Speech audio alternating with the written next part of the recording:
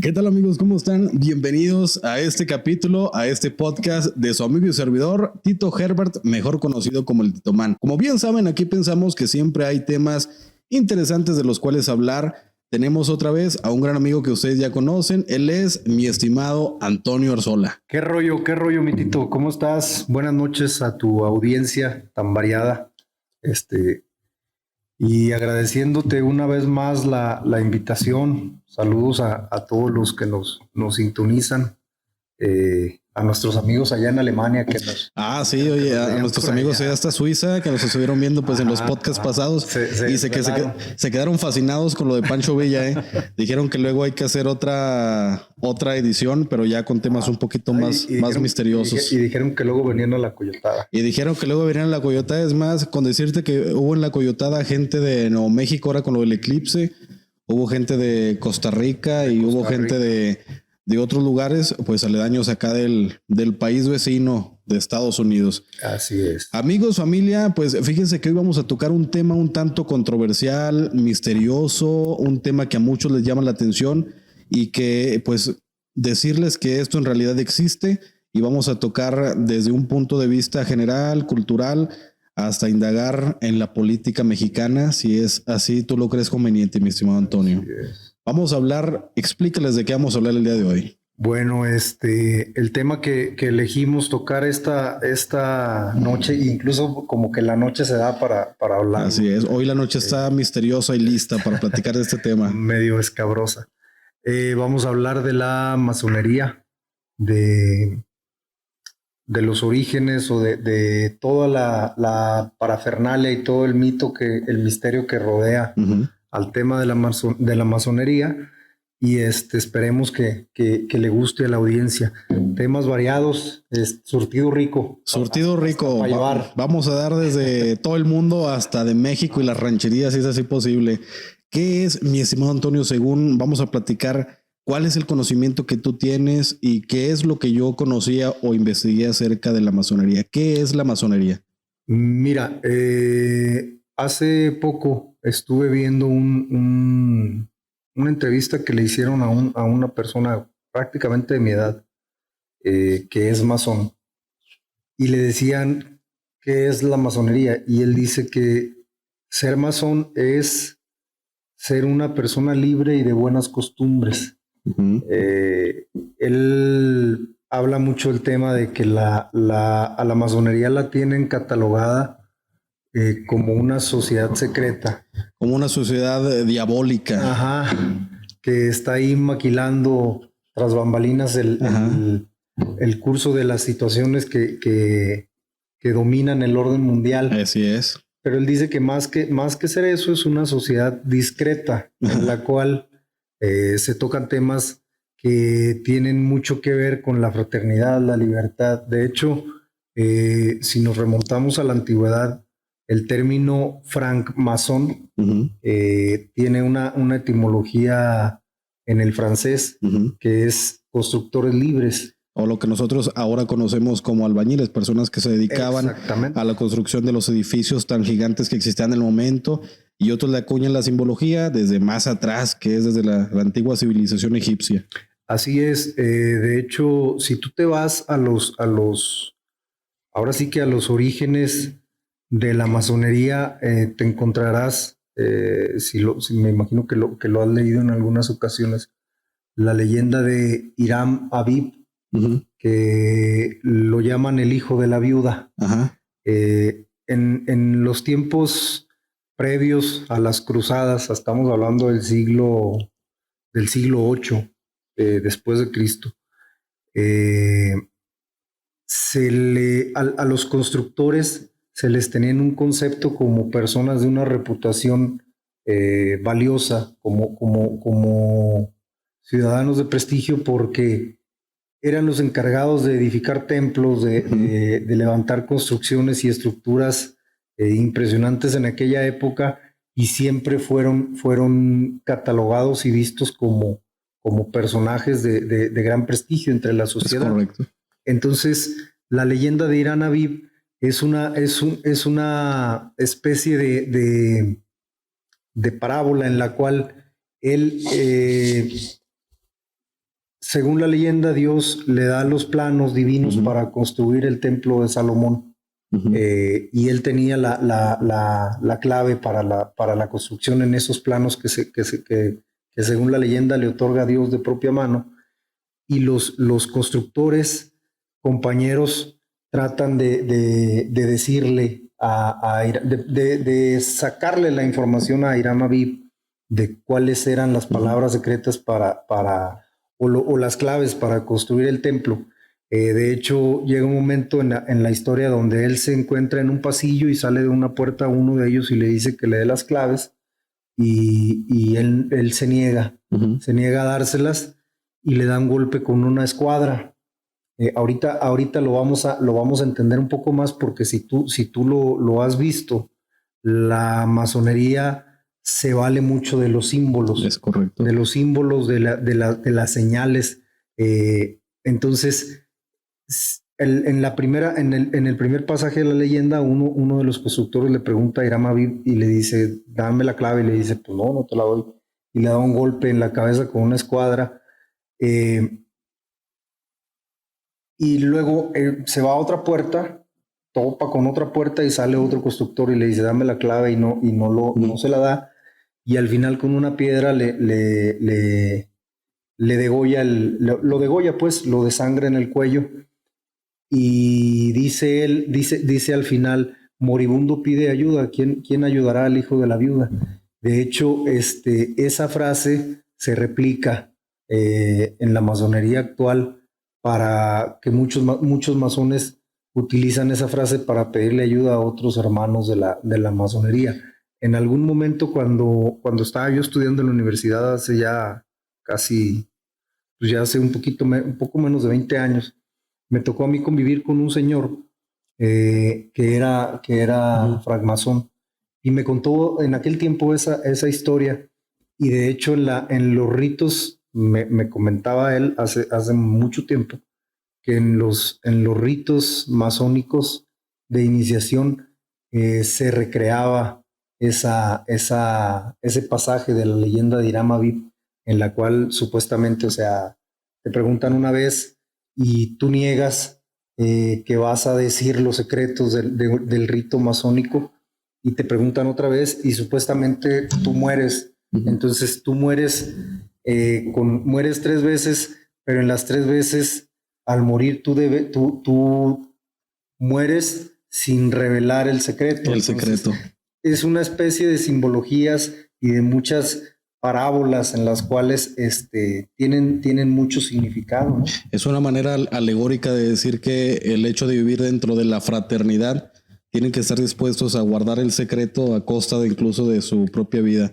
Fíjate, cuando yo escuché algo acerca de los masones como tal, lo escuché de niño, a lo mejor en algunas revistas de misterio, ¿no? Que te decían, es que los masones son las personas que controlan el mundo. Sí. Y luego te das cuenta que eso es muy común, que tengamos a mezclarlos con la rama de los Illuminati, ¿no? Así. Que dicen, o sea, según yo lo que entiendo es completamente diferente, pero indagando, investigando qué es la masonería, me topé yo con los símbolos. Decía, antes se decía que era una sociedad completamente secreta, y yo pienso que con el paso del tiempo y las décadas, los masones son un poco más abiertos a decir que son masones, porque antes a lo mejor se tenía más prohibido o había más pudor, y más que ser una sociedad secreta, ya ahorita es discreta, porque tú ya sabes dónde son los templos. Si tú buscas en internet, en las plataformas, tú encuentras cómo puede ser parte de la francmasonería. ¿Alguna vez has investigado? Fíjate que en algún momento yo conocía, además del señor del que te comento, ya falleció, conocí también a otra persona mucho más joven, que alguna vez se inició en el rito masónico en una logia, la logia que está en Durango. Uh-huh. Tendríamos que irnos un poco más allá.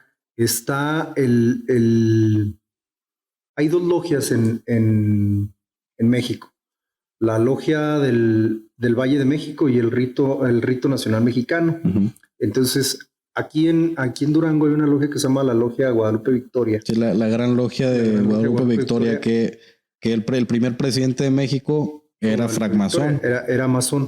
En aquellos tiempos, en el siglo XVII, 1822, 1820, existían dos logias masónicas en México. Uh-huh. El rito escocés y los yorquinos, el rito yorquino. El rito yorquino. Guadalupe Victoria es yorquino. De hecho, es el primer presidente de México. Ahorita, a lo largo de la charla, vamos a tocar temas que tienen que ver con muchos personajes de la historia de México. Y que muchos ni se imaginan actualmente que son masones. Exactamente. Entonces, a mí ese amigo me invitó en algún momento, porque él se inició en esa logia.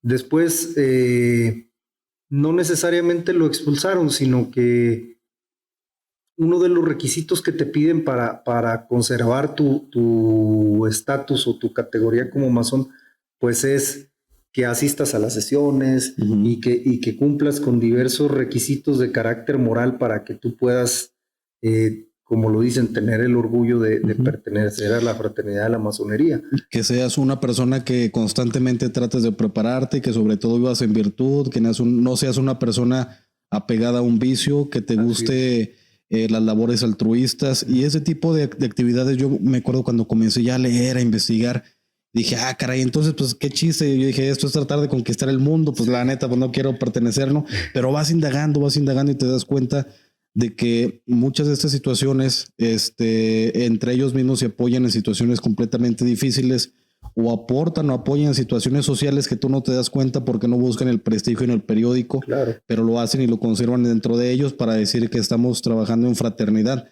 en la premisa de la fraternidad. Y hay las preguntas, a ver, la primera es que te dicen, ¿cómo puedo pertenecer yo? Yo quiero. Bueno, si te nace de tu interior, tienes que acercarte a uno de esos lugares que sean acreditados y sobre todo llenar un formulario. Ellos te estudian, te investigan, se preguntan porque están relacionados en muchas partes. Y si se dan cuenta, esa es una manera, pero tú personalmente antes se decía que no. Se dice que tú también, si sientes la atracción o el llamado para ir, puedes hacerlo. Y la otra es que alguien de adentro te invite como... que te digan, esta persona puede ser un miembro de nosotros sin ningún problema, cumple con las características morales y éticas. Generalmente, yo tengo entendido, generalmente el primer contacto que tú tienes con las logias es obviamente por un miembro de ellas. También hay que enfatizar el hecho de que la fraternidad o la sociedad secreta de la francmasonería también maneja mucho el tema del elitismo, ¿verdad? O sea... Tiene que haberlo, indudablemente. También tenemos que tocar ese punto porque, sí, como tú lo dices, si tienes un conocido, un amigo que pertenece a una de ellas, uh-huh. De hecho, el criterio que ellos toman para pedirle a alguien son uh-huh. las cuestiones de las buenas costumbres uh-huh. y de una moral... a prueba de. Entonces, sí es cierto, pero también sabemos que la cuestión de las clases sociales pues también juega un papel importante. También es importante, sí, completamente, porque ya estando ahí tú te vas a topar a lo mejor desde los oficios más tradicionales o más comunes, como puede ser un zapatero, un carpintero, un albañil, hasta un gobernador dentro de una misma sesión, y lógicamente tiene que haber esa división. O sea, no todos, creo yo que no todos pueden decir que son excelentes personas o no son elitistas. Tiene que haber, sin duda alguna, ese sesgo elitista que te divide dentro de uno de otro, ¿no? Me acuerdo, fíjate, ahora que dijiste la universidad, yo había investigado este tipo, cómo se saludaban, porque antes los masones era comúnmente, se decía que tú los identificabas porque portaban el símbolo de la escuadra y el compás, que significa... Y la G, que hacen alusión a Dios o al Creador, como nombrado como el gran arquitecto del universo. Y entre ellos, pues, parte de esta simbología, también hacen analogía de que ellos son constructores de las virtudes o constructores de la sociedad, constructores de buenos hábitos o constructores de buenas personas dentro de su biosfera social. Una vez un profesor le quise hacer un saludo. Le quise extender, no me acuerdo si así. ¿Cómo lo hacen? Sí, y me dijo, no, así no, es así, y me corrigió la mano. Te agarra de la muñeca. Sí, pero ¿sabes por qué? Porque él decía que me acuerdo que me tiraba mucha carrilla por lo del seminario. O sea, es que se supone que si tú lees, me decía, tú no debes de creer en la Virgen, no debes de creer en cosas como tan banales o como tan inventadas, por así decirlo, ¿no? Y me decía, era para que tuvieras más criterio. Yo pensaba así, me decía, yo pensaba que tú eras un poquito más aquel. Le digo, no, pues es que tengo la tradición de la creencia y bla, bla, bla. Para no hacértela tan larga, donde dije, este compa, como que por esos tipo de diálogos, dije, de ser masón. Y cuando me corrigió el saludo, dije, no, así tiene que ser. Sí. Entonces, una vez reprobé con él. Y él era acostumbrado que me decía por mi apellido. Yo le decía, teníamos diálogos porque era que siempre nos gustaba debatir. Y él leía, no, era una persona, es un abogado, para no decir su nombre, pero haz de cuenta que su hobby era devorar libros. Leía y yo decía, no manches, ¿cuántos libros leerá en este año? No, unos 30, yo pienso que fácil sí se los aventaba. Siempre estaba con un libro, era un gran abogado y sobre todo una persona muy culta. Una característica también de un masón se supone que son personas que están siempre sembrando conocimiento entre ellos, ¿no? Entonces reprobé y haciendo el examen extraordinario sacó una tarjeta y me la puso así y decía gran maestro y luego su nombre, grado 33, y me dijo nada más para tus ojos, Herbert. ¿Sí? Y yo le dije ya sabía, profe. Dijo sí tanteabas, sí. Pero no me invitó, nomás me mostró. La masonería está repleta de simbología, porque los seres humanos en general pues somos un ente que se rige por muchos símbolos. Completamente. Nuestra misma grafía, nuestra misma manera de comunicarnos tiene que ser en base a símbolos, semántica, semiótica, todo esto. Y en el caso de la masonería pues no es la excepción. Incluso se dice la leyenda que en 1865, me parece, cuando por fin la República triunfa en México, encabezada por Benito Juárez, los liberales, en la guerra civil de México, la guerra de Reforma, que derrocan al imperio de Maximiliano, cuando están por fusilarlo en el Cerro de las Campanas a Tomás Mejía, Maximiliano y Miguel Miramón, se dice que en determinado momento Maximiliano hizo una señal masónica y para identificarse con Benito Juárez, porque Benito Juárez sabemos que era de los primeros masón. Y si no lo sabías, ahora ya lo sabes y hay otros datos importantes. Entonces se dice que hace una señal y Juárez dice la patria es primero, apelando a su nacionalismo que siempre se ha dicho que tenía Benito Juárez, que también pudiéramos ponerlo un poquito en tela de juicio, pero al final de cuentas no le perdona la vida y se dice y se cuenta la leyenda y a veces he intentado yo investigarlo, no he encontrado más información, que por eso lo castigaron y lo expulsaron de la masonería Benito Juárez, porque una regla, un precepto de oro es que tú como masón no puedes matar a otro hermano masón. Y más en aquel entonces. Fíjate que yo investigué algo similar a eso y decía que aparte de la francmasonería, pues había esa división porque había dos ritos existentes en el momento. Por una parte, el rito al que pertenecía a Benito Juárez, ¿cuál decían que era el yorquino? El rito escocés. Pertenecía a uno de estos y de los cuales también ellos tenían o se hacían la atribución de que podían influir dentro de los gobiernos de su país o de los externos donde tuvieran algún fraterno, ¿no? Por así decirlo. Entonces, en ese caso, dicen que sí se le había permitido según a Juárez porque Maximiliano pertenecía a otro rito que no era el de ellos, ¿no? Que aquí en México, cuando tú investigas, aquí te dicen, en Durango hay uno, el de la comarca lagunera es otro, y el que está colindante con Coahuila es otro, y los tres te dicen que no es de la jurisdicción original inglesa. Entonces, es donde luego ya entra la duda, entonces, ¿cuál es la verdadera? O a cuál, si tienes la duda, la inquietud, ¿a cuál tienes que dirigirte? De la Gran Logia Escocesa. En el caso de la masonería, hace poco veía un documental. De hecho, hace tiempo que yo no recordaba el tema, o sea, no me metía, porque pues cuando estás un poquito más joven te llama mucho la atención la cuestión del secretismo. Sí, claro, el misterio, eso. Y me metí a leerlo mucho, bastante.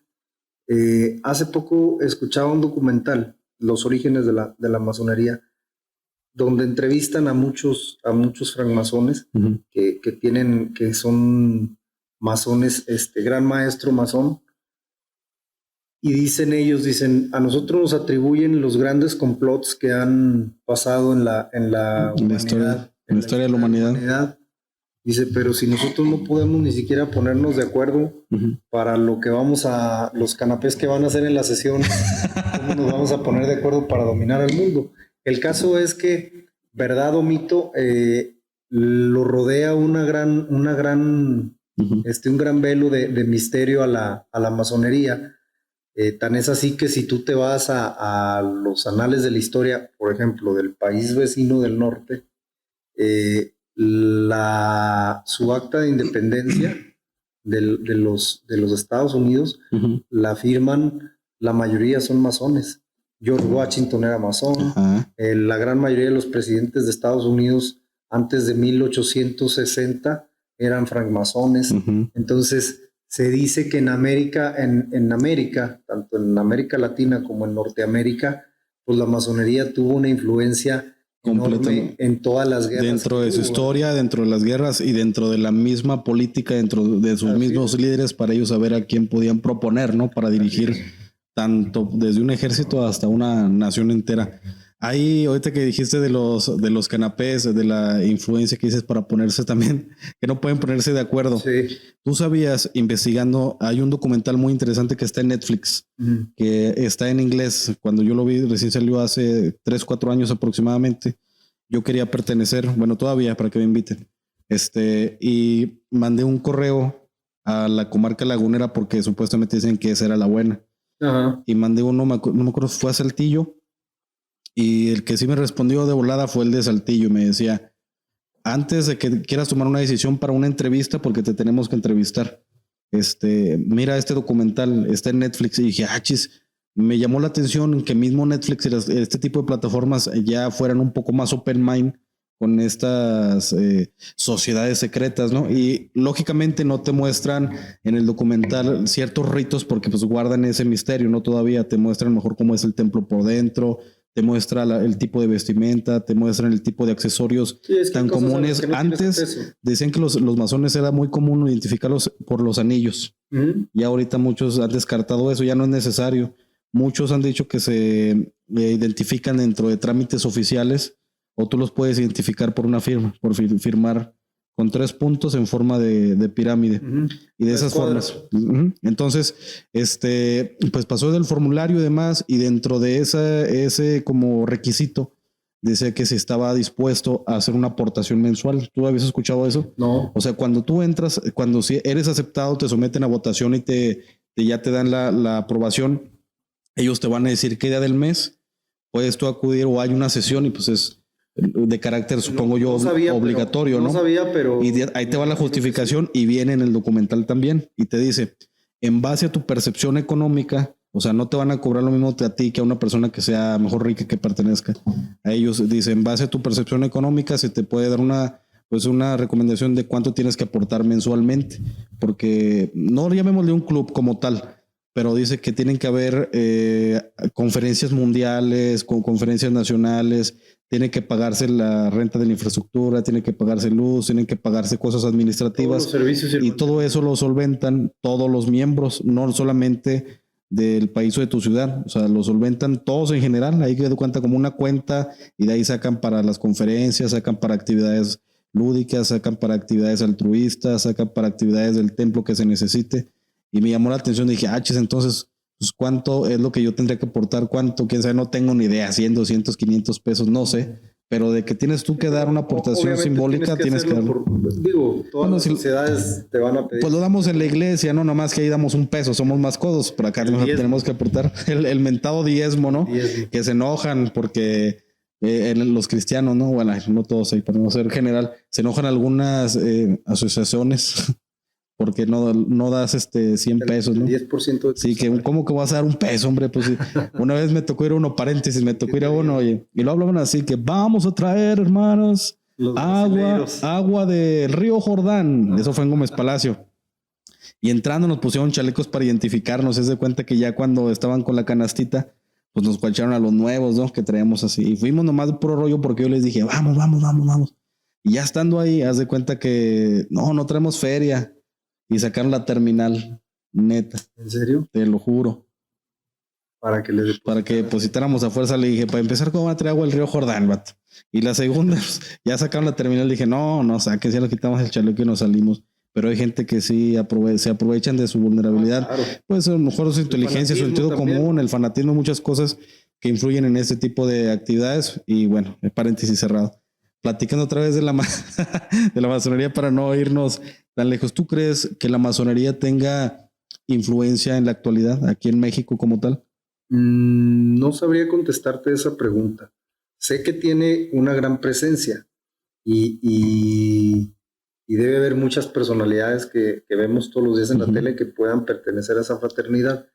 Lo cierto es que si ahorita yo no sé si la tiene en la actualidad, sí la tuvo en el pasado, porque si nosotros nos vamos desde el México preindependiente, del México pre-revolución de independencia, pues sabemos que Miguel Hidalgo tenía nexos con la masonería, Guadalupe Victoria, ya Benito Juárez. Cuando se consuma la independencia del país, de hecho, Iturbide y Vicente Guerrero, que son los que al final de cuentas consuman la independencia, que siempre en los famosos en libros que me ha tocado leer y en muchas documentales o artículos que he visto, siempre se pelean el hecho de quién fue el verdadero padre de la independencia, si fue Miguel Hidalgo o si fue Agustín de Iturbide. Y siempre está ese debate.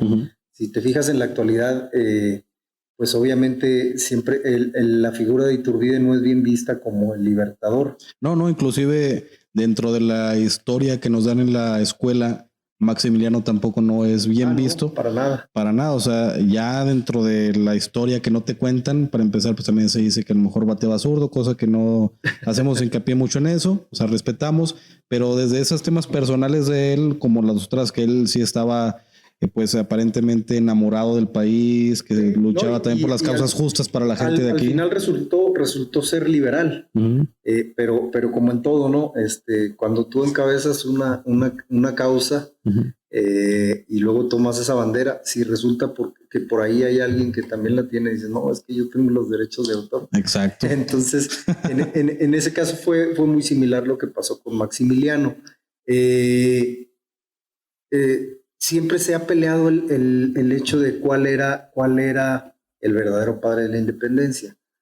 Y los que dicen que existe el pleito es porque pertenecían a ritos y a corrientes masónicas diferentes, tanto Hidalgo como Iturbide. Así es. Entonces, por eso siempre se ha querido ahí tener ese encono.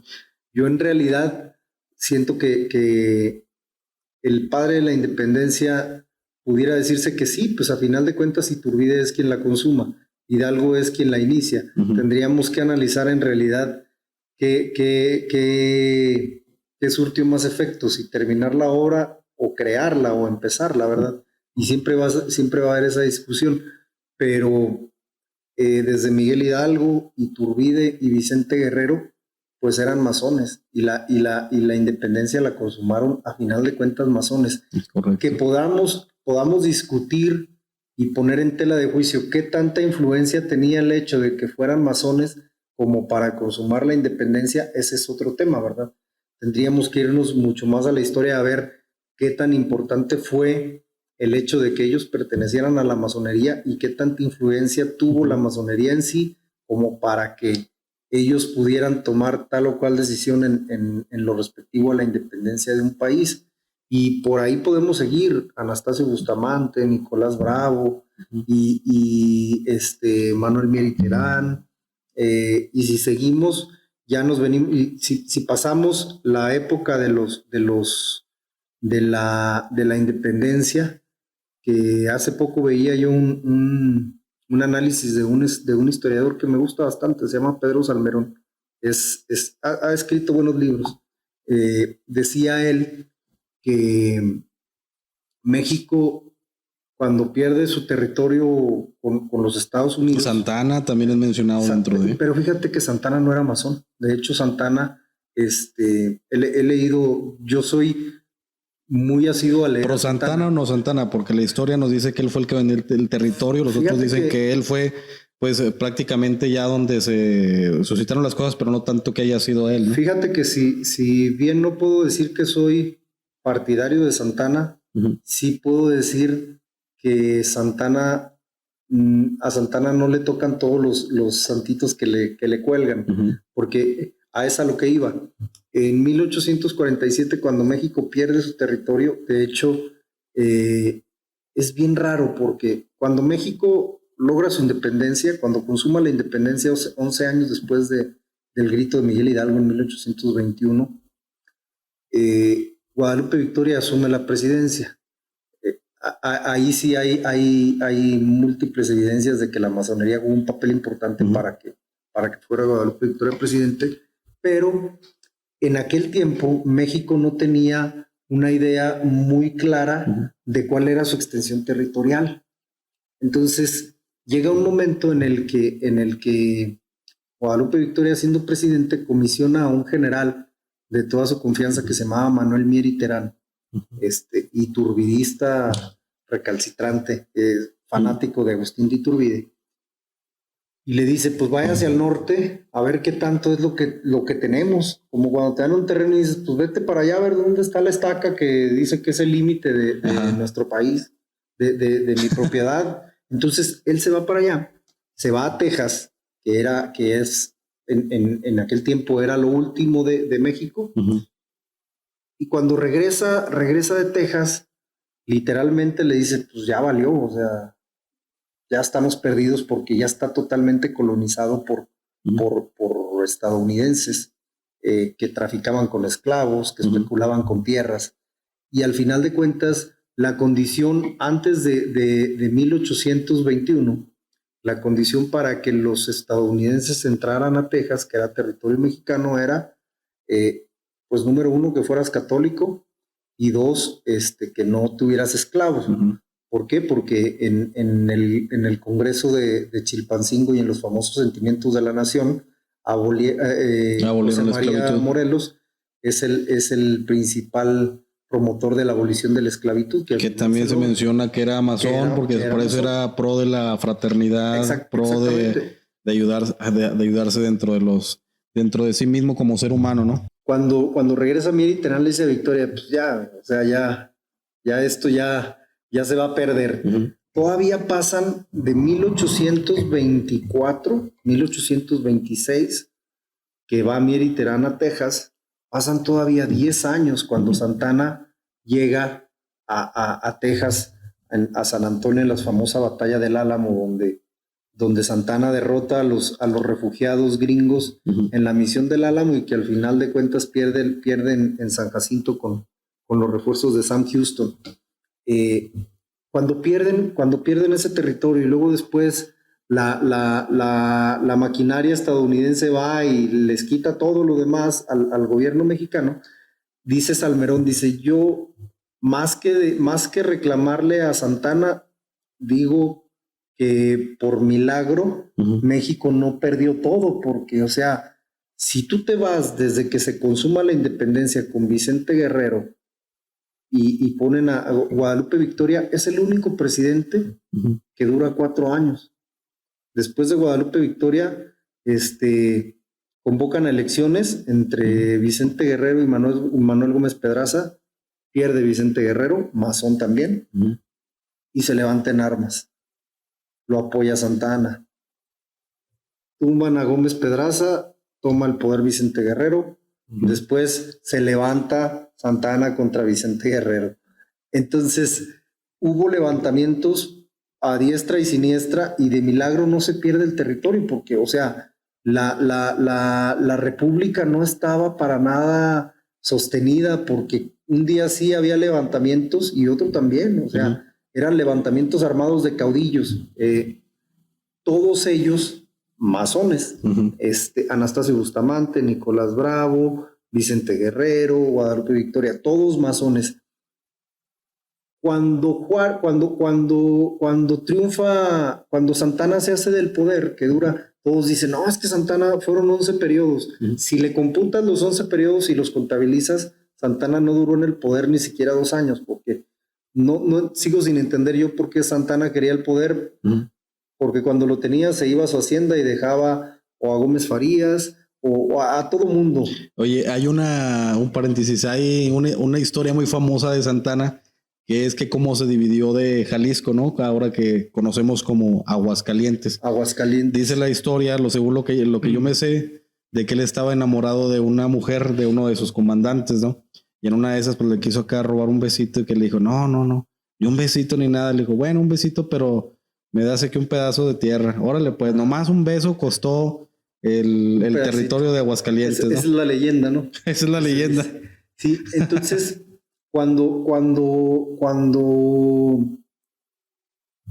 Santana se medio establece en el poder y en 1855 lo derroca la revolución de Ayutla de Juan Álvarez, todos los liberales puros o rojos, como los llamaban, Melchor Ocampo, el Nigromante, Benito Juárez, los hermanos Lerdo, Porfirio Díaz, el joven Porfirio Díaz, muy joven, todos eran masones.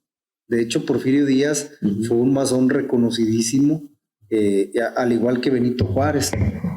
Entonces eso nos dice que la masonería ha estado presente en grandes pasajes de la historia de México. Y si nos vamos al sur, pues el gran libertador de América del Sur, pues nada más y nada menos que Simón Bolívar, también francmasón, ¿verdad?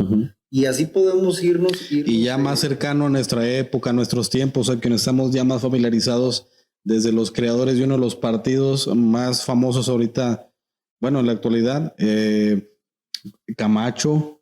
Ávila Camacho, más cercano a Salinas de Gortari también masón. Hasta Miguel Alemán, si mal no recuerdo, fue hasta Miguel Alemán, me parece, todos los presidentes de Miguel Alemán para atrás fueron masones. Comenzaríamos con Pascual Ortiz Rubio, Abelardo Rodríguez. ¿Salinas qué fue? Salinas fue después de... Salinas fue de 1988. Después de la Madrid. Salinas fue después de Miguel de la Madrid. Entonces sí. Pero empezamos desde el México postrevolucionario de los generales, Ortiz Rubio, Portes Gil, Abelardo Rodríguez, Plutarco Elías Calles, Lázaro Cárdenas, Manuel Ávila Camacho, y luego después de Manuel Ávila Camacho, Miguel Alemán, y después de Miguel Alemán siguió Ruiz Cortines, pero me parece que hasta Miguel Alemán, todos eran francmasones. Eran masones, y a lo que sabemos hasta ahorita, según tanto su forma de hablar, su forma de pensar, mensajes que nos ha dado incluso abiertamente dentro de la prensa. Actualmente, hasta ahorita 2024, mucho se rumora y se asegura, según algunos autores como es Wenceslao, uno de los que ha seguido más la masonería dentro de la presidencia de México, que yo tenía un libro. Y fíjate que bien curioso, ese libro yo lo compré en época de la pandemia, cuando te ganó un poquito pues tiempo libre. Dije, pues me voy a poner a leer, y compré varios libros, entre ellos cuando hablaba de la quina del petróleo, compré uno de metafísica, de cosas de la decretar, y luego compré ese de la masonería dentro de la presidencia de México. Te da tantos nombres que muchos, como no estamos familiarizados, te aburre. Entonces lo interesante era ver ya cuando te menciona más acá a lo que es Benito Juárez y demás que acabas tú de mencionar. Y ese libro, dije, pues ya lo leí, lo pudiera mantener como de colección, dije, pero es interesante, a lo mejor si alguien lo quiere comprar. Y lo vendí, fíjate, lo vendí al mismo precio que lo compré, de volada lo publiqué. Y fueron y me lo compraron allí donde estaba trabajando en la radio. Me habló una persona, me dijo, ¿todo lo tienes, Simón? Ahí voy para allá. ¿Dónde te miro? Y dije, caray. No, pues pedí chancita para ir al baño, bajé con el libro, chécalo, digo, está prácticamente nuevo, la neta. Intacto, estaba hasta forradito con ¿cómo se llama ese de plástico para que no se desgaste con un Le Contact? Y ahí te va lo curiosón. Ya cuando lo leyó y todo, me dijo, lo que quedaste, y lo sí, lo que quedamos. Ya hasta dije, pues todo el mundo te regatea, no, de volada, con todos los de 50 pesos, como a 350 se lo vendí. Y luego haz de cuenta que me dijo, ¿y por qué lo estás leyendo? Dijo, nunca había visto este libro. Y le dije, no, de hecho ese libro salió como en época de la pandemia y ya ahorita yo lo busqué y no lo encuentras porque está agotado.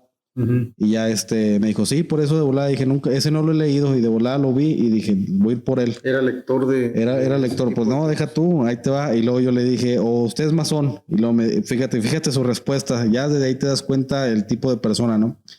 Le dije, ¿usted es masón? Y me dijo, así me reconocen mis hermanos. Le dije, no, pues está chido, ¿ah? Y esa fue una de las pocas veces que me he topado con un masón. Otra vez, esto nunca lo había platicado, pero ahí te va. En una ocasión, cuando estábamos todavía en la función pública, me tocó un viaje a México, donde se nos convocaba a todos aquellos que pertenecíamos a X partido, de toda la jerarquía, desde un regidor a un diputado, a un gobernador, el mismo presidente y todos estuvimos en un salón súper, hiper, mega de lujo en México. Yo pienso que nunca voy a estar otra vez en un lugar como esos. Y ahí voy a subir fotos. Ahí estaba Claudia Sheinbaum, tengo una foto con Claudia Sheinbaum, tengo una foto con el luchador El Fantasma. Muchas personalidades que tú veías en la tele, como la presidenta guapota de mi novia del Valle de Bravo. Estaba Claudia Sheinbaum y había uno, tú te los topabas y cada quien con su gafete. Y había uno que yo le vi aquí, ¿cómo se llaman las cuitas que te pones aquí como dentro del botón? Como las que te pones en las mangas. Un pin. Tenía un pin del símbolo de la masonería. Sí, el compás, la escuadra y la gente. Sí, lo vi aquí así chiquito. O sea, pero entre tanta gente, a él se lo vi porque estábamos y ya me acerqué. La escuadra que habla de la equidad. Y veí que era presidente. Alcalde, ¿cómo está? Y ya me vio así, no, bien usted, ya, ¿cómo está? Bien, bien. Oiga, ¿le puedo hacer una pregunta? Y luego, ¿usted es masón? Y luego me dijo, sí. Y le dije, oye, ¿cómo le hago para pertenecer? Yo así bien con confianzota. Y le digo, ¿no me invita? Y me dijo, sí. ¿Te gustaría que te entrevistaran? Le digo, sí, sí me gustaría. Y ya me dijo, anota mi número y me voy a comunicar a Durango y para que te pongas de acuerdo. Pero sí te interesaría. Le digo, sí. Me acuerdo que el alcalde se llamaba Ariel, era de Oaxaca. Y la neta nunca marqué, ya después me dio un poquillo, dije, no, la neta. ¿Pero por qué? O sea, porque como dicen, ¿no? Que te entrevistan y que te investigan y luego ya dije, no, van a saber que soy un borracho, no me van a aceptar todavía. Todavía no tengo muy pulida ese tipo de buenas actitudes, ¿no? De buenas acciones. De buenas costumbres. Nomás me falta, yo pienso que eso y ya podemos decir, dije, no. Faltaron las buenas costumbres. Sí, dije, necesito de estar bien definido y comenzar a vivir en mejor virtud para decir, no hay bronca, no estoy adicto a nada, entonces sí acepten, ¿verdad? Sí. Aparte de lo que te digo, dije, no creo poder cumplir, a lo mejor todavía por ciertas responsabilidades que traía en las primeras sesiones, dije que vaya a fallar, que me convoquen a tal o tal hora, dije, si salió una sesión por acá, por ese lado, pues no quiero fallar, ¿verdad? Dije, mejor luego voy. Y ya hasta ahorita fíjate que ya no le he movido, pero yo sé dónde está ubicado el salón donde se juntan aquí en Durango, ¿sí sabes tú dónde? Los masones. Y la logia de ¿Dónde está la logia? Victoria. Sé dónde está. Allá por las Moreras, por Analco, por allá. Sí. Bueno, donde yo he visto donde está su ahora sí que su cartel es más al centro. De hecho, cuando te digo que a mí un conocido me citó ahí. Desafortunadamente nunca fui, y no por temor o algo, porque me llamaba mucho la atención. Fueron cosas de otro tipo de contratiempos que tuve y nunca fui, y me invitó 2 veces. La primera vez me interesó, la segunda vez ya no tuve. Sí, y es lo que te digo, es a lo que yo me he detenido, aparte de otra cosa que te voy a platicar, de que estés completamente decidido a formar parte de, ¿no? O sea, también cumplir en responsabilidad, porque es como, por ejemplo, si tú estás en un equipo de fútbol y cuando te toca ir a jugar no vas, pues entonces qué chiste, ¿no? No es la responsabilidad. O sea, tienes que estar bien, tienes que estar centrado. Y otra cosa que a mí me limitaba para las personas que nos están viendo, y es completamente real porque es investigado, cuando yo estaba en el seminario se nos platicaba acerca de estas cosas y era para lo que más me daba curiosidad, que decían que estaba completamente prohibido y aquella persona que leyera estos temas estaba en pecado, que andaba leyendo cosas del diablo, te lo pintan de una manera diabólica, de una manera completamente perversa. Y hace poco, precisamente antes de juntarnos, de pactar ya el tiempo para venir a platicar de esto, Hay del año pasado, dentro de la misma página del Vaticano, tú sabes que el Vaticano tiene su propia plataforma, te saca las noticias, te saca las encíclicas del Papa, te sacan las novedades dentro del ramo católico apostólico romano, que pues es la religión a lo mejor que yo profeso, no sé tú. Y dice ahí, por decreto del Papa, si tú perteneces a la masonería, si tú participas, así dice, si tú participas de la masonería, vives en un pecado mortal. Y de seguir practicándolo, eres merecedor de la excomunión. Pues siempre se ha hablado del encono que hay entre el clero y la masonería. Aunque si tú otro de los preceptos de la masonería, de hecho, es la cuestión de que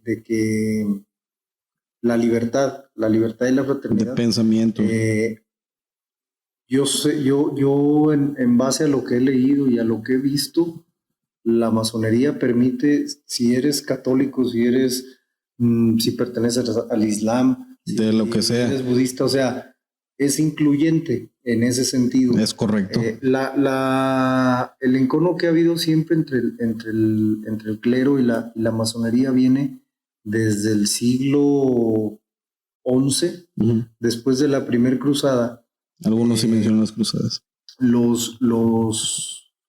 Los caballeros templarios, que son otra sociedad que también sería bueno estudiar. Eso está muy padre hablarlo. Los creadores del primer banco, como lo conocemos. De hecho, los creadores de la banca son los templarios.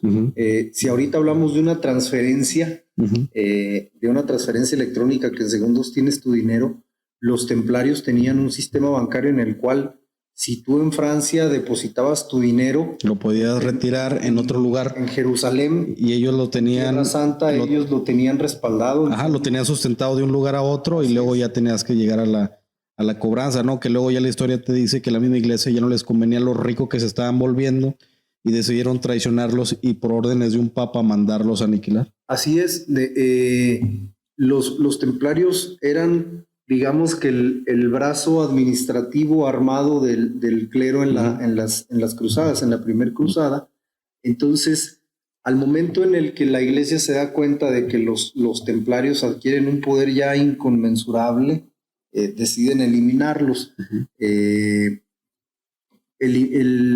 Matan al gran maestro templario, a Jacques de Molay, en 1215, me parece, si mal no recuerdo. Un viernes 13, de ahí viene la acuñado frase de que el viernes 13 es de mala suerte.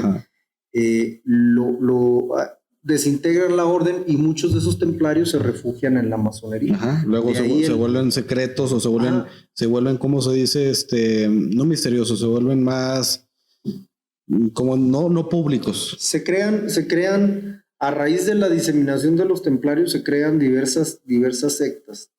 En palabras del clero, los llamaban sectas. Una de ellas también son los cátaros, y aquí te voy a contar una anécdota que no sé si recuerdes. Hace mucho tiempo íbamos tú y yo en un camión a Durango, debe hacer 15 años, yo creo. Yo pienso que sí, ya fácil 15 años. Íbamos platicando de los libros, no sé qué onda, y empezamos a hablar de eso. Y te dije, te voy a prestar un libro, que nunca me lo regresaste. Es que hicimos, es de esas de que préstame un libro porque tú me prestaste otro libro. El libro muy padre que era El misterio de la existencia. Que te confieso que no leí. Tú me imagino que sí leíste el de los cátaros. Sí, cómo no. A los cátaros los llamaban los budistas de Europa. Por la disciplina. San Agustín perteneció de los cátaros. Hay un papa, el Inocencio III es el que los manda a aniquilar. Tenía una policía eclesiástica secreta que se llamaban los dominicos. Ellos son los que exterminan a los cátaros, que vivían en una región de Francia. Híjole, ahorita se me va el nombre, no me acuerdo. Pero también son una secta a la cual a ellos sí los vivían en modo Shaolin, retirados, orando, viviendo ellos en su interioridad espiritual, ¿no? En ascetismo es el término. Entonces, a ellos sí los extermina Inocencio III. También hay un libro muy bueno sobre Inocencio, se llama El sueño de Inocencio. Buenísimo, también te lo recomiendo. Pero esa vez te pasé ese libro. Sí. Y sí, la clásica de que dicen, bueno, no voy a decir la mala palabra, dicen que tonto el que presta un libro, pero más tonto el que lo regresa. Exacto. Entonces, La neta ya no me acuerdo dónde quedó, pero lo debo de tener ahí dentro de la colección. De los e-pocket, eran los de libros de bolsillo chiquitos. De hecho, el primer libro que yo leí de la masonería fue de ese tipo de libros que venían en esa presentación. De esos que comprabas en las centrales camioneras, ¿no? Para ir de acá disfrutando del viaje, para que te hiciera más ameno. Exactamente. Fíjate, no, lo hubieras leído, Libro de la Existencia, léanlo, se los recomiendo completamente. No, un libro, ahí todavía. Déjate, un libro que nos enseñaron en el seminario y luego te comienzan a enseñar filosofía. Y después yo digo, bueno, ¿para qué te enseñan filosofía si te vuelve cholo rebelde con lo que te dicen, que cuestiones, que dudes, que la duda es lo que le permitió al hombre evolucionar en conocimiento y la búsqueda de la verdad? Entonces yo, por ejemplo, es lo que también me limitaba. Hasta ahorita todavía estoy pensando, digo, bueno, ¿valdrá la pena el hecho de ser excomulgado por seguir una creencia que te llama la atención? Porque no sabes adentro qué es lo que te vas a encontrar, pero muchos te dicen que la masonería es para motivarte a vivir en virtud, el uso de las buenas costumbres, pero sobre todo en libertad de pensamiento, porque una de las principales premisas es que creas en alguien superior a ti. Creas en un arquitecto del cosmos, del universo. Y dentro de esto, entonces, ¿por qué los católicos siguen todavía? Eso es nuevo, ¿eh? El Papa Francisco, a pesar de que ha sido muy, muy liberal en muchas cuestiones, él ha seguido todavía este tipo de temas de no acercarse a esas prácticas, a estas sectas, como dicen, que yo no lo considero una secta. Y dentro de todo, digo, bueno, pues si lo piensas, tienes que estar dispuesto a lo mejor de que ya no vas a acercarte a un templo porque no vas a ser bien visto, ¿no? Sí, claro. De hecho, el respeto a las creencias de cada quien, bueno, eso siempre debe existir, ¿no? Que a final de cuentas, si no te afecta, pues no tienes por qué criticarlo.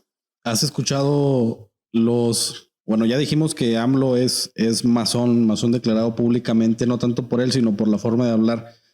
¿Has escuchado dentro de sus, ¿cómo se llama? Dentro de sus discursos, incluso te lo digo dentro del discurso de la ¿cómo se llama? De la independencia. ¿Qué es lo que dice él? Hay una palabra que es principal. No. La fraternidad universal. De hecho, es una gran, es un término acuñado en gran parte por la... Completamente a la masonería. Y dentro de más, pues hay cierto misticismo que cada vez me llama la atención, que digo, ¿valdrá la pena? ¿Cómo serán los ritos? ¿Cómo será el hecho de estar ahí? Y ya estando dentro de un lugar, imagínate tú de repente estar con celebridades artísticas, con gente famosa, con gente que no sabes tú a lo mejor qué eran, pero te puedes dar cuenta de que, a lo mejor por ciertas actitudes. Cuando no estás adentro, a lo mejor eso es lo que te llama la atención, pensarlo. De hecho, es como que el mensaje que yo daría, todos tenemos la libertad de ver y de leer lo que consideremos que nos puede interesar, que nos puede generar cierto interés. Y a lo mejor si te vas por el término de la cuestión del ocultismo, de lo secreto, es un tema bien vasto. Ahorita yo sí al auditorio, a la audiencia que tienes, que esté interesado, yo les diría que hay bastantes libros, hay muchísima literatura acerca de la masonería. De hecho, la combinan con, fíjate, muchos libros te hablan, dicen la masonería y sociedades secretas. O sea, la ven como la madre de las sociedades secretas, que era lo que decíamos, es una sociedad discreta. Más que secreta, discreta. Yo sí le recomendaría que a quien le interese busque mucho material. En internet hay muchísimo material. Y literatura, pues hay N cantidad. Imagínate yo, de hecho, el primer libro que leí fue de un autor americano, el librito ese que te digo que leí de bolsillo, y me metí en eso porque compañeros de la universidad también les interesó. Me metí y yo seguí, incluso yo seguí más tiempo. Y leí un libro que se llama Los Masones, así tal cual, de un autor español que en cuanto a masonería yo casi quiero creer que de autores hispanohablantes debe ser el más importante. Se llama César Vidal. Es muy bueno. Fíjate que iba a traer el libro y se me olvidó. Pero es un libro muy bueno que a quien le interese yo le recomendaría que lo buscara, ¿verdad? pero si no lo encuentras o si no buscas específicamente ese libro, en internet puedes encontrar, que te vas a encontrar cosas con cierto grado de objetividad y otras con cierto grado de magia, ¿no? Porque luego algunos dicen, es que cuando estás en tal nivel, porque hay grados jerárquicos que con el tiempo, la disciplina vas ascendiendo y te dicen, no, ya a tal grado te enseñan a levitar. no, eso sí ya lo creo muy, eso sí ya lo creo muy fumado, pero la gente habla de todo, totalmente fuera de lugar. Sí, pero sí hay mucha literatura, te digo, y hay artículos de internet vastísimos y hay mucha variedad. Y al que no le gusta leer, pues hay miles de documentales también. Hay gente que no le gustan leer los libros, pero los audiolibros son muy buenos. Yo le recomendaría el documental, se llama, bueno, y está en Spotify, es un creador de contenidos que se llama, me parece que se llama Cosas que no sabías. Ahí está ese documental, se llama Los orígenes de la masonería. Te digo, en YouTube puedes encontrar también muchísimo. O sea, por material no paras. Si te quieres adentrar en el estudio de la masonería, sus orígenes, la historia, personajes importantes que son masones, está bueno el tema, está muy bueno. Hay que verlo. Para mucho tiempo. No, y da mucho. Y yo le recomiendo la serie de Netflix, que está completamente yo supongo que ahorita ya está traducida. En su momento todavía estaba recetada en inglés con sus subtítulos. Yo pienso que ahorita ya en ese grado ya está más tipo de documentales, de cortometrajes. Mi estimado, ¿algo que quieras añadir ya para concluir? No, pues es un tema muy interesante. Es interesante. Yo le recomendaría a quien le genere algo de interés de esta plática que se metan a revisar algún tema para ahí conocer un poquito más, porque pues dijimos las cosas así muy por encima. Sí, está por encima porque era primero que nada para dárselo ameno a la gente, pero luego ya si quieren hablar dentro de más de los personajes, podemos indagar todavía dentro de otros países si quieren con referencia, porque hay personajes mundialmente conocidos que forman parte de, ¿no? Entonces hay mucha tela de donde cortar.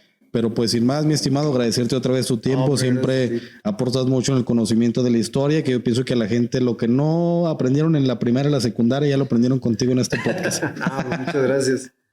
Siempre es un gusto ahí cuando hay tiempo, porque generalmente me invitas y híjole.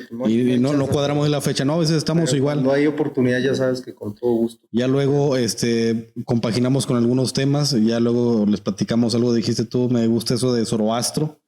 Cómo no. No les queremos decir quién es, pero pónganse poquito a investigar, pero temas interesantes de este tipo, pues siempre va a haber, y con referencias históricas, que no crean que nos las inventamos aquí de momento, no, o sea, son temas que comenzamos a leer y que están completamente referenciadas en algún lugar, con algún autor, y sobre todo que tienen fecha dentro de la historia. ¿Sabes qué? Me gustaría agregar eso. ¿Sabes qué es lo padre de cuando tú te metes a leer acerca de cuestiones históricas?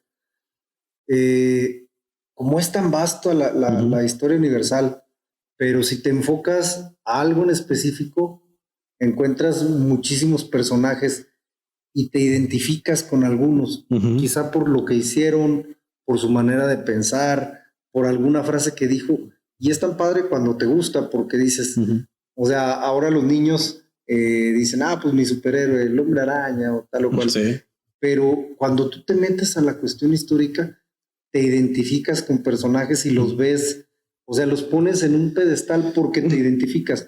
Yo, por ejemplo, en lo personal, hace poco platicaba con unos compañeros y me decían, bueno, si nos vamos a términos históricos, ¿quién es tú? O sea, ¿quién te inspira? ¿Con quién te gustaría? Si habláramos en términos de la actualidad, ¿quién es tu influencer histórico? ¿Quién es tu influencer histórico? Yo sí tengo el mío, ahorita te lo digo. A mí me encanta Akenatón. Sí. Luego platicamos de Egipto, Soy súper fan. Yo, Marco Aurelio, el emperador Marco Aurelio. El emperador romano. Un emperador romano que llevó, hasta ahorita se considera dentro de muchos. De Marco Aurelio. Se considera de los más importantes o el más importante por la manera en cómo llevó el imperio más caótico de la historia con todas las tragedias. Les tocó también una epidemia, le tocaron guerras civiles, lo quisieron matar muchas veces, la mitad de su familia se murió y siempre vivió trató de vivir en virtud, porque él creía en un pensamiento diferente que era el estoicismo. Ujú. Y muchos lo criticaban porque él no era fanático de andando haciendo matanzas en los coliseos y se refugiaba en la filosofía, cosa que ningún otro emperador hizo más que él. No, Hay un libro que luego te digo, se llama Piensa como un emperador romano. Órale. Sí, sí. No te lo presto porque no me lo regresas, No, pero no mejor te lo voy a regresar. pero recétate el audiolibro. Lo que está padre es eso, de que, o sea, cuando te gusta, Ujú. yo siempre digo, agarra lo que te gusta, Ujú. o sea, lee, ve, consulta lo que te gusta, pero está padre que digas cuando ya te metes en ¿sabes qué? Pues ahora me voy a, no sé si viste la película del Jumper, el que brincaba y se iba. Sí, el jump que brincaba. Entonces, haz de cuenta que como aplica la portales. del Jumper y hoy me voy a ir a Egipto y te pones a leer de Egipto y encuentras, mil personajes, ¿no? Y ¿sabes qué? Ahora voy a platicar con Genghis Khan y te pones y cada referencia en cada momento histórico, cada personaje hizo algo que tú dices, su mecha. Exactamente. Genghis Khan, los unos, o dices tú, no, Persia, el príncipe de Persia, la película, pero te metes a la historia de Persia y dices, su mecha. Sí, o sea, a Genghis Khan, por ejemplo, en el caso de, ya para terminar, Genghis Khan fue el líder del imperio más grande en toda la historia. Más que Alejandro Magno. Ajá. Y de hecho, gran parte se dice que el 0.04%, uh-huh. 0.004, una cosa así, no recuerdo bien el dato, de los chinos al día de hoy, uh-huh, descienden de Genghis Khan. Uh-huh. ¿Sí? Entonces, o sea, cuando te pones y dices, órale, pues mira, uh-huh, quién era, cuántas mujeres tuvo, por qué, qué era, y luego te pones y te metes, no, pues es que sí. que luego te dicen que la poligamia era permitida y la mujer le exigía que tuviera otras 3 o 4 esposas o 5 o 10 o 20, uh-huh, igual en el Islam, uh-huh, en los árabes. O sea, te pones y ves todo eso. Que te dice, ¿no? Que Genghis Khan en su momento eliminó al 1% de la población mundial, ¿no? O sea, uh-huh, por todas las guerras que no haciendo. Así es. O sea, datos muy interesantes que luego vamos a seguir platicando. Y que si se meten, los pueden te atrapan y te, uh-huh, interesan bastante. Completamente. Y entonces, eso es bueno, mi estimado Antonio, pues muchísimas gracias. Esperando que les guste este capítulo y listos porque vamos a tener más adelante otra plática muchísimo más extensa del tema que ustedes quieran.